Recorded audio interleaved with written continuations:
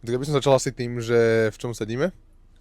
Sedíme vo Forde od talianskej značky nadstavby Joty Line. Konkrétne je to Jotyvan 60 FT v automate. Paráda, čo je na tomto aute špeciálne?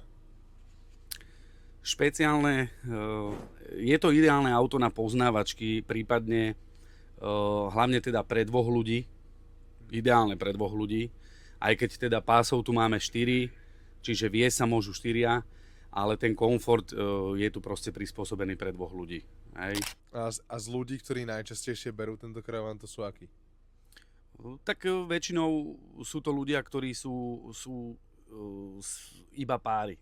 Hej. To znamená, že buď od 20 do 30 rokov, hej, kedy chcú kade-tade labzovať, no alebo potom, keď už deti odídu z domu a ostanú ľudia sami, tak od 50 plus.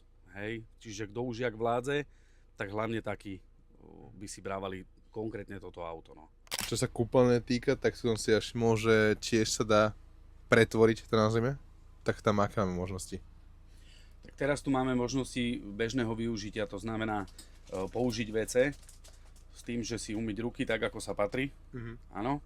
A potom k večeru, alebo teda keď už človek chce využiť sprchu, tak jednoduchým potiahnutím sa to vlastne dá pretvoriť na sprchový kút.